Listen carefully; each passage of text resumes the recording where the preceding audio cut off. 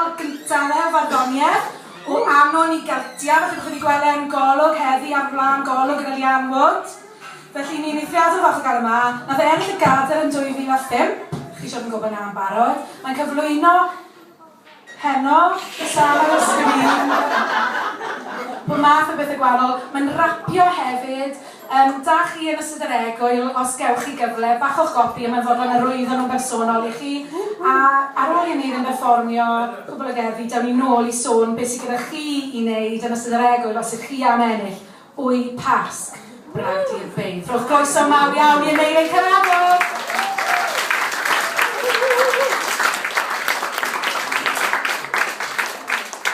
Diolch yn fawr, Catrin, bydd eisiau dy help di. Na ni gadw hwnna yr ail rhan, nes ymlaen. Na i ddechrau gyda cerdd, gan bod Rhys Iorwerth bod yn dyfynnu o iawdl ar obryn, neu ddilyniant ar obryn. Fe na i ddarllen cerdd sydd jyst yn dwyn i gerddi fe i drio i glodfori fe. I'r Prifardd Rhys Iorwerth, gan gadw mewn cof i fod e wedi cael ei gymharu a Dafydd ap Gwilym, wrth gwrs. I fan hyn, ei afau nôl, deithos di ddinas dethol, y cyrru hwyr a'r pub crôl. Ond o yfed a'i afiaeth, meistrolaist, yfaist hen iaith medd cynghanedd ein heniaeth.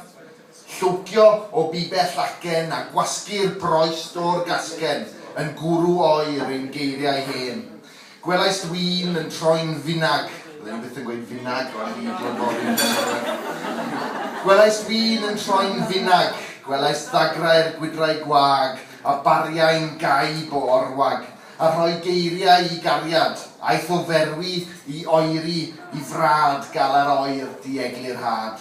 A gwelais drysio'r galon yn aduniad cariadon ar ddeirydd hon. Nawr wyt fwy nac Aneirin. Nid y fi, wrth gwrs. Mae yna un mwy.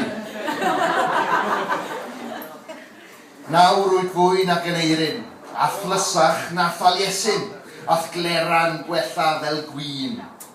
Air ail didyr aled, neu ol o goch welai gwed, air hen Wilym rwy'n weled, a rythians am greu trafferth, yn fyd af wyt fwy dy werth, yr oes air yw Rhys Iorwerth.